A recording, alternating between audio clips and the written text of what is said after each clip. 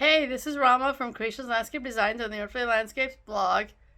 Okay, so what I wanted to do was show you how I use my phone in my business and how that all works out. But before I do that, I make videos about drought-tolerant plants, California native plants, sustainability, anything and everything in between. So if you'd like to get more of that content in your feed, then hit the red subscribe button.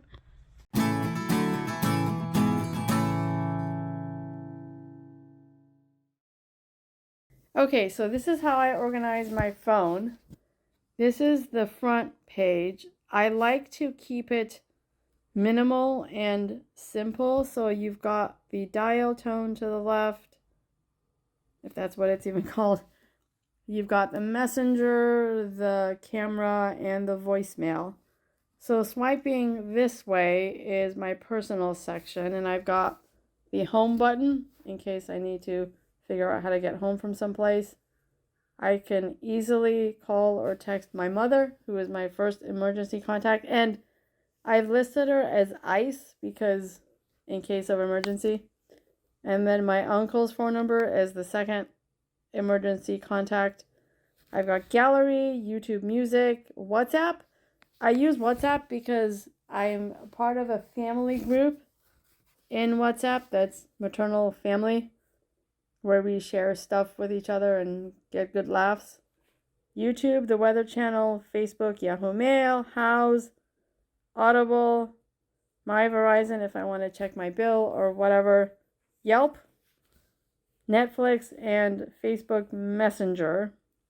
So that is that section, and this is my personal section.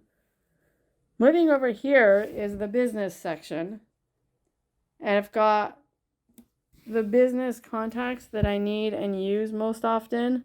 Calculator, Chase, my email that connects to the business email, Microsoft OneNote, which I've already shown you how I use, Google Maps, Instagram, YouTube Creator Studio, Houzz Pro, Square, Pinterest, and Yelp for Business.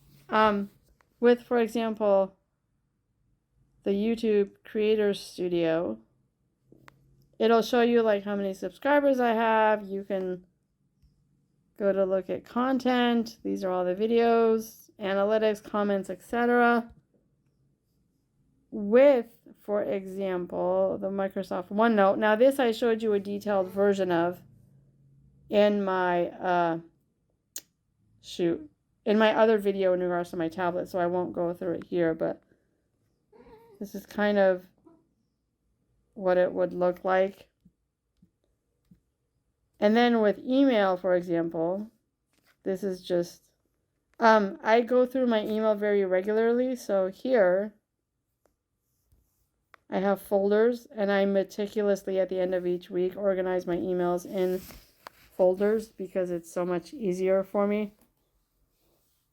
And then further here, this is Google Calendar. So I can click on, let's say, March 20th, and it would tell me whatever I have going on that day, which currently is nothing. But, and then I have everything obviously categorized. So for example, on the 9th of March, I had a meeting with this person. I had to measure the job site, work on the design. And then at 4 p.m., I had an appointment at Crunch Gym. I've been working with a personal trainer there.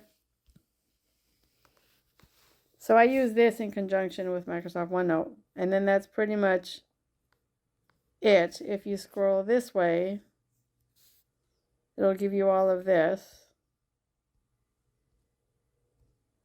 And then if you go up this way, I have it all to where it's only on one page, which is so much easier for me.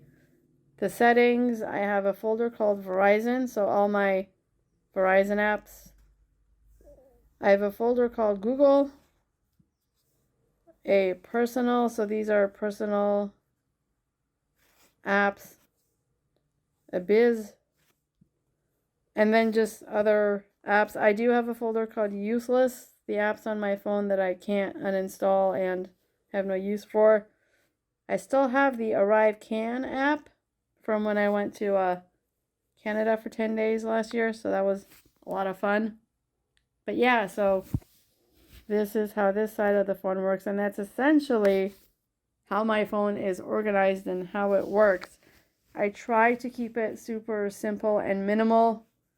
I don't have any gaming apps on my phone because I'm not a game player, and I just try to be very easy and simple with how I organize things, because it's just, if it's easy and minimal and simple, it's easier on my mind in a way.